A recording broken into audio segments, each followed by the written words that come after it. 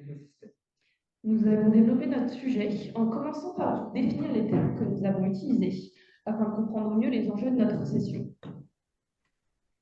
Tout d'abord, nous allons nous intéresser à ce livre qui fournit une vue d'ensemble sur des techniques de restauration des écosystèmes, sur des évaluations d'impact écologique et sur des outils pratiques pour la gestion de la biodiversité.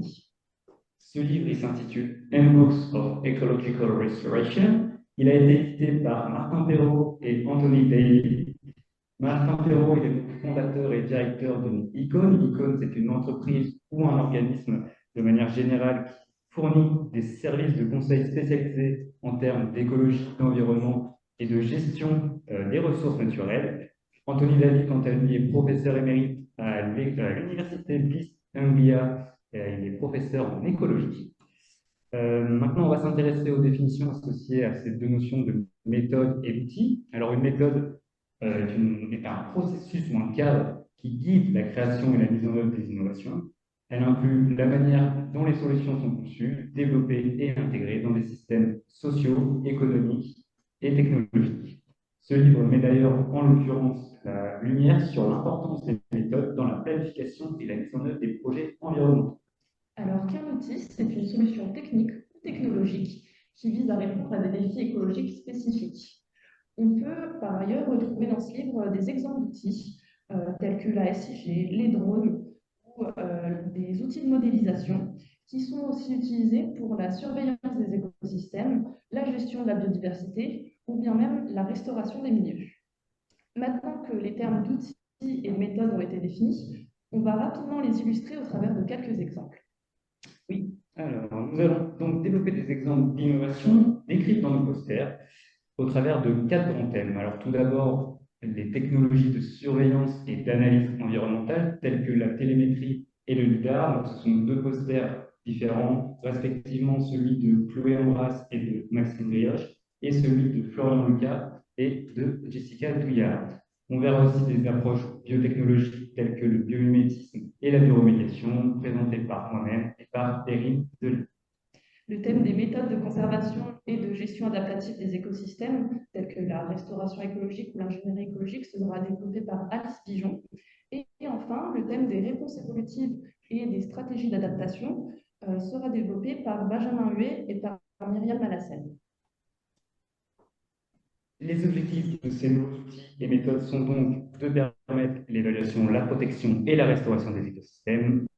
Donc, l'évaluation, qu'est-ce que c'est? Eh bien, elle correspond à l'analyse des impacts potentiels d'un projet ou d'une activité sur les écosystèmes, les espèces et les processus écologiques associés.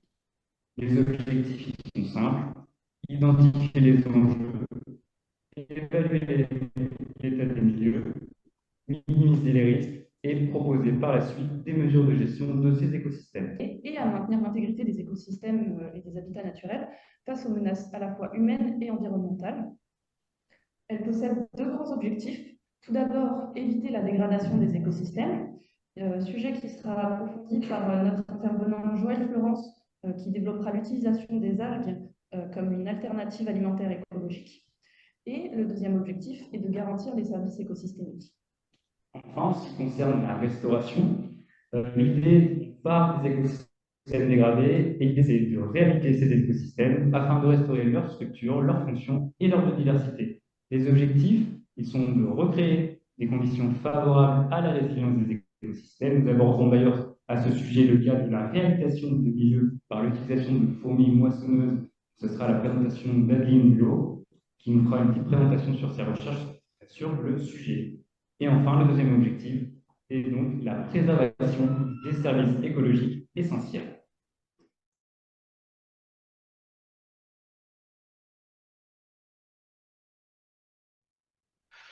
D'abord, qu'appelle-t-on algues? Donc, quelques notions de biologie. Les algues, ce sont des organismes chlorophylliens qui vivent en milieu aquatique ou humide, qui sont susceptibles donc d'être présentes sous forme unicellulaire, c'est-à-dire on parle de microalgues, ou sous forme pluricellulaire et on parle alors de macroalgues. Elles sont composées de cellules eucaryotiques, ça exclut donc la spiruline de la définition des algues. Donc, vous voyez, là, il y a en fait une approximation scientifique quand on parle de l'algue spiruline. Diapo. Donc, en fait, de manière traditionnelle, pour pas dire de manière classique, les algues sont en fait répertoriées en plusieurs familles, et ces familles, en fait, ont été distinguées par rapport à la composition pigmentaire des algues. On trouve notamment les algues rouges, rhodophycées, qui contiennent donc un pigment surnuméraire qui est la phycoérythrine, qui donne la couleur rouge à ces algues. Ensuite, les chlorophycées ou algues vertes, qui contiennent la chlorophylle A, comme toutes les algues, mais qui contiennent aussi la chlorophylle B, ce qui fait des chlorophycées, en fait, des parents du point de vue évolutif avec les plantes terrestres. Et ensuite, on a les phéophycées ou algues brunes, qui se caractérisent par la présence de chlorophylle A, comme toutes les algues, mais avec un excès de caroténoïdes, c'est-à-dire de bêta-carotène et de xanthophiles. Diapo. Donc, les algues unicellulaires ou microalgues, vous avez quelques exemples sur cette diapositive. Vous avez des algues rouges comme Porphyridium cruentum, des algues vertes comme Chlorella vulgaris, et une algue brune, même si ça ne saute pas aux yeux que c'est une algue brune, c'est Aslea ostrearia, qui se caractérise, c'est une diatomée, par la présence d'un pigment particulier qui est la marénine. Diapo suivante. Les algues pluricellulaires ou macroalgues, c'est les algues que vous voyez couramment quand vous allez sur l'estran. Donc, vous avez du fucus, c'est le fameux goémon qu'on va utiliser en agriculture, Palmaria palmata, qui est une algue rouge, et ensuite l'ulve, qui est une algue courante que l'on trouve sur l'estran. C'est une algue qui est effectivement répandue à peu près dans toutes les régions du monde. Diapo. Alors, la morphologie type d'une macroalgue, vous l'avez ici. Donc, une macroalgue, en fait, prend assise sur un substrat rocheux, en règle générale, et elle prend assise grâce à un organe qu'on appelle l'aptère ou les crampons. Et ensuite, elle dispose d'un stipe qui pourrait être apparenté à une tige, mais ce ne sont pas des végétaux vasculaires, donc on ne parle pas de tige. Et au sommet, vous avez ce qu'on appelle la fronde, c'est-à-dire la partie sommitale qui peut être découpée, et elle est découpée non pas en feuilles, mais en ce qu'on appelle des lames. Et là, vous avez Undaria pinnatifida, le fameux wakame, qui présente cette caractéristique type que je viens de vous décrire. Écologie des algues, où on trouve des algues? Eh bien, d'abord, on en trouve dans la colonne d'eau, et on parle de phytoplancton. On peut en trouver fixés sur le fond, et on parle de microphytobenthos. Mais les microalgues, on ne les trouve pas uniquement dans l'eau, contrairement aux macroalgues. On en trouve dans l'atmosphère, et ces microalgues peuvent effectivement coloniser les façades humides des bâtiments. C'est ce que vous voyez sur la façade de cette église, microalgues vertes, chlorella, et microalgues rouges, donc porphyridium. Diapositive suivante. Alors là, vous avez la répartition bathymétrique des macroalgues, et vous voyez que les macroalgues les plus facilement accessibles, ce sont les algues vertes du genre Ulva. Alors pourquoi je vous dis ça? Parce que vous allez comprendre pourquoi on utilise préférentiellement en agriculture donc des algues qui sont facilement accessibles, donc on peut récupérer notamment à pied. Donc vous avez les algues vertes, ensuite vous avez les algues brunes comme le fucus, l'ascophyllum, c'est le fameux goémon qui sera très utilisé en agriculture. Plus bas, des algues rouges comme le chondrus et encore plus bas, des algues brunes comme la laminaire qui en fait ne sont récupérables que lorsqu'il y a de très grandes marées. Et puis ensuite, vous avez l'Undaria qui est dans la zone subtidale, c'est-à-dire qui est toujours immergée et qui peut être récupérée que par plongée ou par dragage du fond par donc des filets. Diapositive supplémentaire. Alors, quelles sont les caractéristiques biochimiques et chimiques des algues qui sont utilisées en agriculture? Alors, les algues utilisées en agriculture de manière traditionnelle, pour ne pas dire de manière séculaire, c'est le Fucus vesiculosus que vous voyez ici, l'Ascophyllum nodosum, c'est ce qu'on appelle vulgairement le goémon. Et vous avez la Laminaria digitata qui a été aussi utilisée en agriculture, surtout quand cette laminaire, en fait, est arrachée par les tempêtes et on va la retrouver sur l'estran, c'est-à-dire sur les plages, et c'est là que les agriculteurs récupèrent donc cette laminaire pour amender, fertiliser les sols. Donc les algues brunes au goémon, quelles sont leurs caractéristiques biochimiques? Teneur en protéines, vous voyez que ces algues ont des teneurs en protéines relativement faibles. Pour le fucus, ça va de 6% à 15%, et pour l'ascophyllum, de 3 à 15%, pour la Laminaria digitata, de 8 à 15%. où je veux en venir? Je veux en venir que si on rapporte ça à la teneur en azote, en fait, les algues brunes qui sont utilisées en agriculture sont utilisées non pas pour leurs propriétés d'apport en azote. Ce ne sont pas de bons engrais azotés. Mais par contre, elles sont apportées pour d'autres propriétés. Diapositive suivante. En fait, la principale caractéristique biochimique de ces algues, c'est d'être riches en glucides, et glucides particuliers, ce sont notamment des alginates, des fucanes, qui ont des capacités de rétention d'eau importantes, et ces capacités de rétention d'eau sont utilisées en fait en agriculture pour, disons, modifier la texture du sol. L'acide alginique, notamment, on voit 13 à 16%. L'acide alginique, c'est un de ces glucides, le Fucus serratus 18 à 28, et on a jusqu'à 40% chez la laminaire ou 30% du pois sec chez la Scophilum nodosum. C'est-à-dire qu'une fois que ces algues vont être décomposées dans le sol, les polysaccharides vont avoir une capacité importante de rétention d'eau et vont modifier en fait la structure du sol et surtout vont modifier la quantité d'eau qu'il va falloir apporter pour l'arrosage des cultures. Donc, en fait, c'est ça le principal intérêt de l'utilisation de ces algues brunes dans les sols pour l'agriculture. Donc, vous avez l'acide alginique, c'est un polymère texturant. Vous avez sa formule. En fait, c'est un polymère qui est constitué d'acide manuronique et d'acide gluuronique. Et souvent, vous avez un enchaînement homogène d'acide manuronique, c'est le polymanuronique, suivi d'un enchaînement homogène d'acide gluuronique, c'est le polygluuronique, et l'alginate, c'est l'association de ces enchaînements. C'est un polymère texturant, hydrophile et stabilisateur donc des sols. Prochaine diapositive. Vous avez ensuite, chez les algues brunes, un polysaccharide particulier qu'on appelle la laminarine. Vous l'avez compris, en fait, on l'a initialement identifié à partir des espèces de type laminaire. Et la laminarine, en fait, est présente en quantité relativement réduite. Mais ce qui est intéressant, c'est que le polymère glucidique a des activités biologiques. Des activités biologiques, notamment dans le déclenchement des mécanismes de résistance des plantes, donc les mécanismes naturels de résistance des plantes. Voilà la structure laminarine, c'est un glucide présent dans les algues brunes, des fucales et des laminariales, de ce qu'on appelle le goémon. Et c'est une molécule, en fait, qui est inductrice des mécanismes de défense des plantes, c'est-à-dire qui va provoquer un effet biopesticide sur les plantes qui sont traitées par ce type de molécules. Autre diapositive. Du point de vue minéral, eh ben, les algues sont également riches en cendres, puisque ça peut aller jusqu'à... donc, Laminaria digitata, c'est pas 3,6, c'est 36%. Ascophyllum, 30,9% de la matière sèche. Fucus serratus, jusqu'à 30,5%. Donc, en fait, il y a des teneurs en minéraux extrêmement intéressants dans les algues, et ça permet de dire que les algues présentent un potentiel minéral donc, pour l'agriculture. Autre diapositive. Là, vous avez l'exemple de composition en macroéléments chez l'algue brune Ascophyllum nodosum.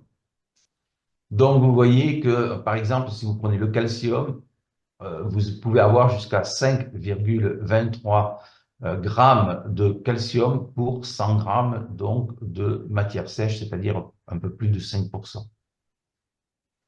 Autre diapositive. Alors, l'utilisation des algues en agriculture, c'est d'abord une utilisation traditionnelle. Autre diapo. Donc, les algues ont été en fait utilisées pour améliorer la structure physique des sols et fertiliser les sols en apportant des éléments nutritifs à la plante. Alors, ça a été fait de façon traditionnelle en Bretagne, en Normandie, sur l'île d'Oléron, sur les îles anglo-normandes et sur, en fait, sur le Royaume-Uni. Et vous avez les dénominations ancestrales, donc Goesmont qui est devenu aujourd'hui Goémon, Vrec qui est devenu Varec, Guémon qui est devenu Sarthe, Vrec qui est devenu Varec, Vrac qui est devenu Kelp. Donc il y a vraiment une utilisation traditionnelle des algues qui remonte à l'Antiquité. Diapositive. Cette utilisation a déjà été réglementée, notamment en France, au XVIIe siècle. C'est l'ordonnance de Colbert qui dit que les habitants des paroisses situées sur les côtes de la mer s'assembleront le premier dimanche du mois de janvier de chaque année à l'issue de la messe paroissiale pour régler les jours auxquels devra commencer ou finir la coupe de l'herbe appelée varech ou vrec, sarthe ou goémon, croissant en mer à l'endroit de leur territoire. Donc, si vous voulez récolter les algues en les coupant, vous devez définir en fait des périodes. Revenez à la diapositive précédente, s'il vous plaît, j'ai pas fini. Par contre, l'article 5 contredit un peu l'article 1 parce que permettons néanmoins à toute personne de prendre indifféremment en tout temps, donc là il n'y a plus de question de temps, il n'y a plus de question donc de décision au niveau des réunions paroissiales, en tout lieu, les vrecs jetés par les flots sur les grèves et les transportés où bon leur semblera. La conséquence, c'est que là il y a une liberté totale d'utiliser les algues qui sont rejetées par la mer après les tempêtes. Donc là, effectivement, ça explique pourquoi, en fait, on a utilisé les algues qui étaient des algues d'échouage pour l'utilisation agricole plutôt que des algues de cueillette. Diapositive suivante. Donc, création d'une couche aérée d'humus, c'est ce qui a été réalisé donc, sur l'île d'Aran, au large de Galway. Et aussi, ces algues, dont certaines sont riches en calcium, ont permis l'amendement des sols acides. Et en fait, l'algue qui est la principalement utilisée s'appelle le merle. C'est une algue Lithotanium calcareum, qui est une algue calcaire. Donc, principale utilisation, amendement des sols au niveau historique, modification de la structure des sols et apport d'éléments. Ensuite, s'il vous plaît. Alors, ces algues qui étaient récoltées après échouage, on les a utilisées donc dans la baie de Belfast, l'île de Ré, l'île d'Ouessant, Roscoff, côte danoise, donc beaucoup de côtes européennes, mais aussi la côte américaine et la côte japonaise. Alors, en Europe, c'est en fait des algues qui ont été utilisées pour la production de pommes de terre, de légumes, de blé ou de vigne, mais essentiellement de pommes de terre. Roscoff, pommes de terre, chou-fleur, artichaut, oignon. Et en fait, l'utilisation de ce goémon est à l'origine du succès des cultures légumières dans ce qu'on appelle le Léon, c'est-à-dire la région de Roscoff. Il est intéressant de voir que sur les côtes japonaises, les algues sont utilisées aussi pour la production de riz. Autre diapositive. Donc, les applications traditionnelles actuelles, c'est-à-dire amendement des sols, fertilisation des sols, vous avez deux types de produits qui sont utilisés, fumier de cheval avec des algues, et puis le lithotame, qui lui va être utilisé pour amender le sol, et fumier de cheval pour la fertilisation. Alors, allez-y. Le lithotame, c'est cette algue, Lithotamium calcareum, ou merle, qui est riche en carbonate de calcium, carbonate de magnésium, et elle est utilisée pour relever le pH des sols acides avant culture. Elle apporte aussi des oligo-éléments, notamment du calcium. Prochaine diapo. Donc, vous voyez, ça, c'est un exemple de la teneur en calcium donc d'une tonne de merle. Donc, dans une tonne de merle, vous avez 800 à 850 kg, vous vous rendez compte, de carbonate de calcium. Donc, c'est une algue qui est très intéressante pour augmenter, en fait, le pH des sols et permettre la mise en place de certaines cultures. Composition en oligo-éléments d'une tonne de mer, ben, vous l'avez là. Vous voyez qu'en fait, si on considère les oligo-éléments, celui qui est le plus intéressant, c'est le fer. Vous avez donc 2500 grammes de fer, 2500 grammes, c'est-à-dire 2,5 kg pour une tonne de mer. Prochaine diapo. La fertilisation des sols, c'est aussi une utilisation aujourd'hui actuelle, mais qui revient aux utilisations traditionnelles. La fertilisation des sols, l'utilisation des algues peut se faire soit par voie liquide, c'est ce qu'on appelle l'engrais liquide, soit par engrais solide. Autre diapo. Donc là, vous avez des produits qui, en France, sont utilisés soit comme extrait liquide, soit comme donc produits solides. Vous voyez que la plupart des produits, ça reste quand même des engrais liquides, et c'est Ascophyllum nodosum qui est utilisé donc aux États-Unis, en Norvège, au Royaume-Uni, en France, parce qu'en fait c'est l'algue qui est la plus facilement accessible et c'est une algue qui est présente en grande quantité. Prochaine diapo. Donc, le compost ou la fumure d'algues, c'est en fait l'utilisation des algues sous forme solide. Et là, vous avez donc en fait l'évolution de la croissance des plantes de maïs. C'est fait ça donc dans des pays comme le Pakistan, où on va utiliser un compost qui est constitué de paille à 70%, de fumier de vache et d'ulve, donc d'algues à 9%. Et vous voyez que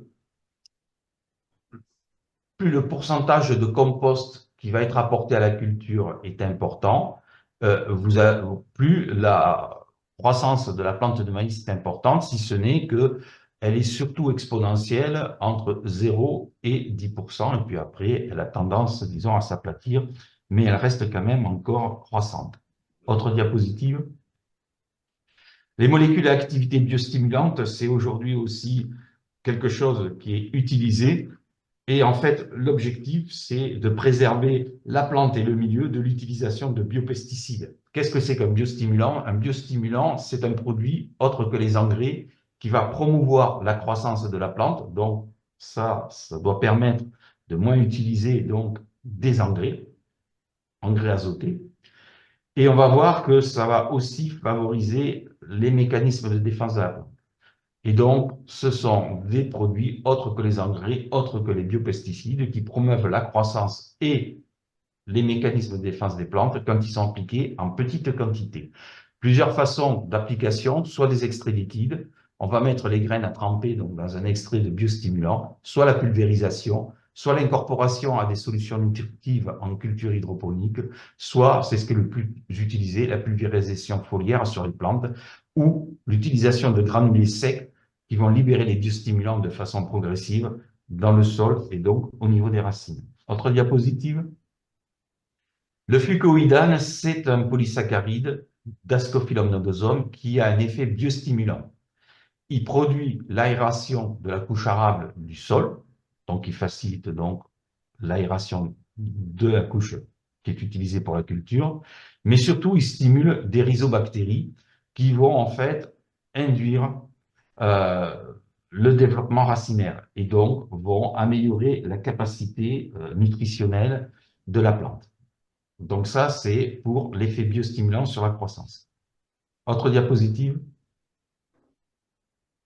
Donc vous avez quelques exemples de produits qui sont aujourd'hui utilisés. Donc on va se focaliser sur, par exemple, Simplex. Simplex, c'est un produit français qui utilise un extrait d'Ascophyllum nodosum et qui stimule la croissance arbustive, notamment donc des agrumiers comme les citronniers.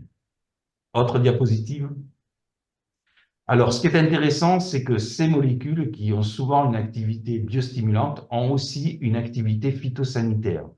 Certaines ont des activités antiparasitaires et antimicrobiennes et d'autres sont des phytoéliciteur. Les activités antiparasitaires et antimicrobiennes, ça veut dire que les molécules ont un impact direct sur le parasite. Les phytoéliciteur, c'est un impact indirect, c'est-à-dire que ces molécules vont induire les mécanismes naturels de défense des plantes. Autre diapositive. Donc là, vous avez l'impact de l'apport d'un extrait d'algues brunes, Ecklonia maxima, sur le nombre de galles racinaires produites par un nématode, Melodogine incognita, sur des cultivars sensibles et résistants de tomates. Qu'est-ce qu'on voit? On voit que lorsqu'on va effectivement sur cultivars sensibles donc pulvériser donc, un extrait d'Ecklonia maxima, on va diminuer en fait la sensibilité de ce cultivar sensible à ce nématode. Paradoxalement, quand on va augmenter donc la concentration, quand on va la doubler, eh bien, on va voir que on va, en ce qui concerne le cultivar résistant, ben, on va avoir en fait une sensibilité plus forte. Mais ça, c'est pas expliqué. Par contre, pour le cultivar sensible, on va avoir une sensibilité moindre, effectivement, quand on va multiplier par 2 encore l'extrait d'algues brunes qui est pulvérisé. Donc, ça veut dire qu'en fait, il y a encore beaucoup de choses à apprendre dans le domaine. Les écoles. Les écoles, prochaine diapo s'il vous plaît, ce sont des molécules phénoliques qui sont présentes dans les algues brunes du genre Ecklonia et ils sont en fait les principales composants du produit commercial qu'est le PALC. Ils sont efficaces contre le puceron cendré, ces molécules, le puceron cendré du chou, qu'on appelle Breviaria corinée brassicae. Donc, ces produits ont un impact direct sur un parasite de type puceron. Autre diapo, s'il vous plaît. Donc, on a aussi des activités d'extrait d'algues vertes ou rouges à l'égard de spores de champignons comme Alternaria solani. Donc, vous voyez que certains extraits, c'est le cas notamment donc, de Enteromorpha flexuosa, arrive à avoir un effet inhibiteur très puissant sur, alors Enteromorpha flexuosa, c'est une algue verte, sur le développement des champignons, puisque le diamètre de la zone d'inhibition fongique est le plus élevé avec cette algue qu'avec les autres espèces, hein, notamment Enteromorpha intestinalis. Donc, il y a des choses intéressantes, mais ça, c'est des résultats de recherche, ce n'est pas des résultats industriels. Autre diapo. Bon, je finirai par les phytoélliciteurs. C'est quoi les phytoélliciteurs? Ce sont des inducteurs de résistance des plantes aux infections. Et il y a deux cas. Il y a le cas de la réaction d'hypersensibilité, c'est-à-dire, c'est ce que vous voyez sur cette feuille de tabac. Le pathogène, sa progression a été limitée à des zones blanches qui sont des zones nécrosées. Il ne s'est pas diffusé à l'ensemble de la plante. C'est ce qu'on appelle la réaction d'hypersensibilité. Et puis, vous avez la réaction biochimique, c'est la production de molécules de défense qui vont être produites par la plante suite à l'induction par les phytoélliciteurs. Autre diapo. Donc, la défense chez les plantes, ça passe par deux étapes. Ce qu'on appelle la défense acquise, c'est une défense qui est issue d'un premier contact avec un pathogène. La plante a résisté, elle a gardé la mémoire du pathogène au deuxième contact. En fait, la plante va développer plus rapidement ses mécanismes de défense et notamment de confinement du pathogène. C'est ce qu'on appelle la réaction d'hypersensibilité. Eh bien, les éliciteurs, eux, vont produire ce qu'on appelle la défense induite, c'est-à-dire la plante n'a pas été en contact avec le pathogène, mais en fait, les éliciteurs vont mimer l'action du pathogène et la plante va être, entre guillemets, immunisée contre le pathogène. C'est une sorte de vaccination. Voilà le principe de la réaction de résistance aux réactions d'hypersensibilité. Et les algues contiennent des molécules, allez-y, laminarine fucoïdane, qui sont des inducteurs de cette réaction d'hypersensibilité. C'est-à-dire que ces produits qui sont aussi des inducteurs de la croissance sont également des inducteurs des mécanismes de défense des plantes et donc leur utilisation devrait protéger l'écosystème terrestre de l'utilisation d'engrais azotés et de biopesticides. Autre diapo. La laminarine sulfatée limite aussi la progression foliaire de champignons pathogènes. Donc là, vous avez la zone foliaire attaquée. Vous voyez, au niveau du témoin, 70% de la zone est attaquée. Quand vous utilisez de la laminarine sulfatée, vous avez en fait une diminution de la progression foliaire de ce pathogène. Donc, une réaction d'hypersensibilité accentuée. La défense biochimique, ces molécules activent la voie des phénylpropanoïdes, la production d'acide acétylcyclique, la production d'eau oxygénée, de phytoalexines et des phénolamides, en fait de substances qui vont avoir une activité directe sur les pathogènes. Et alors, ce sont les fucoïdanes, ce sont les alginates, les laminarines, mais il y a d'autres molécules comme les ulvanes qui sont issues des algues vertes, les carragénanes qui sont issues des algues rouges. Donc, en fait, beaucoup de polysaccharides, oligosaccharides issus des algues sont en fait de bons inducteurs des mécanismes biochimiques, c'est-à-dire l'activation des synthèses de molécules à activité antiparasitaire. Autre diapo. Donc là, vous avez quelques produits qui aujourd'hui sont utilisés pour traiter donc certaines maladies comme la pourriture brune, les brûlures alternariennes, donc la maladie des taches bactériennes, l'odio, les infections acariennes, la maladie des taches bactériennes du mildiou. Donc, il existe des produits commerciaux aujourd'hui qui s'appuient sur ce que je viens de vous décrire. Autre diapo. Alors, quelles sont les perspectives? Les perspectives, c'est retour à des intrants agricoles de nature biologique et non chimique, grâce à l'utilisation des algues, donc une meilleure préservation de l'écosystème terrestre, un impact sur la croissance des plantes, la structure du sol et la diversité de la microbiologie tellurique, puisqu'il ne s'agit pas de produits chimiques, mais de produits qui vont induire en fait les populations, enfin, la croissance de populations bactériennes, notamment impliquées dans le développement racinaire, et puis ensuite un effet sur la santé végétale et sur celle des productions animales. Voilà.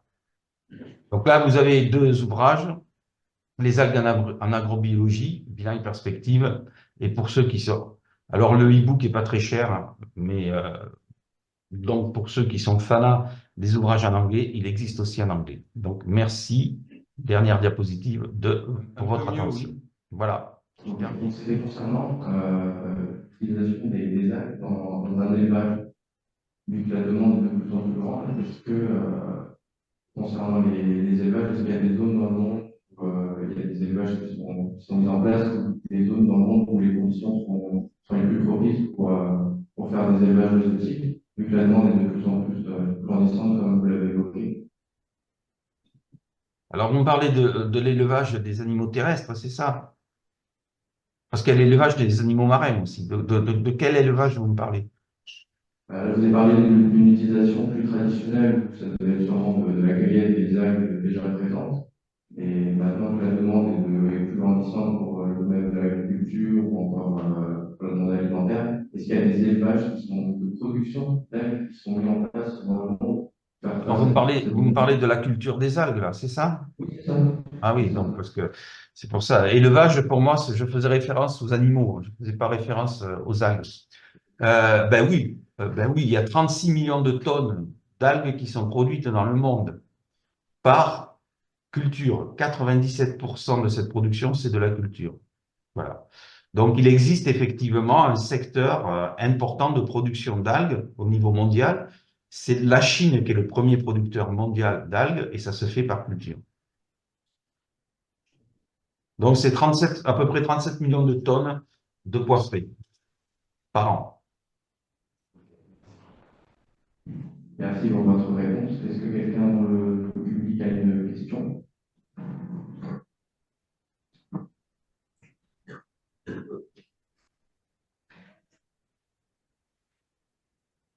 Oui, bonjour, merci pour votre intervention. Est-ce que vous m'entendez bien? Je ne vous entends pas très bien, mais allez-y quand même. On va voir. J'essaie de parler un peu plus fort dans le micro. D'accord. Moi, j'ai une question, c'est toujours par rapport à la production en laboratoire des algues. Donc là, vous nous avez dit qu'il y avait une production en laboratoire, notamment en Chine. Est-ce que dans certains pays, ils envisagent aussi, alors ça dépend des législations par exemple, mais de faire par exemple du génie génétique et d'introduire directement dans les cultures les molécules d'intérêt qu'on retrouve chez les algues? Je n'ai pas compris la totalité de la question. Faites des questions courtes, parce que si vous faites des questions longues, j'en capte pas la moitié. Donc, moi, je reformule pour être sûr d'avoir compris. Vous me parlez de la production d'algues en laboratoire, c'est ça? La question, c'est de savoir est-ce que certains laboratoires de recherche, par exemple, envisagent d'extraire des molécules d'intérêt des algues pour les implanter par génie génétique directement dans l'agriculture. D'accord, ça j'ai compris. OK. Alors, il y a les macro et les microalgues. Sur les macroalgues, il y a quelques travaux pour faire des macroalgues génétiquement modifiées. D'accord? Ça reste en fait des travaux de laboratoire. C'est-à-dire que les macroalgues qui ont subi ces transformations génétiques ne sont pas, bien entendu, cultivées en milieu naturel. Elles sont cultivées en environnement confiné. Et ça reste en fait des modèles d'études. C'est-à-dire qu'il n'y a aucune application qui est aujourd'hui, comment dire, qui est proposée. Voilà, cherchez mon terme. En ce qui concerne les microalgues sont produites en système confiné la plupart du temps. C'est ce qu'on appelle des photobioréacteurs. Et là, effectivement, il y a beaucoup de microalgues qui ont subi des transformations génétiques pour produire des protéines, par exemple des anticorps, donc des protéines d'intérêt médical ou d'intérêt pharmaceutique. Mais la production de molécules comme des polysaccharides, la macroalgue en produit suffisamment, puisque ça peut aller jusqu'à 70% du poids sec. Donc, il n'y a aucun intérêt de modifier génétiquement des macroalgues pour produire des molécules polysaccharidiques d'intérêt agronomique. La macroalgue en produit beaucoup. D'accord, merci pour votre...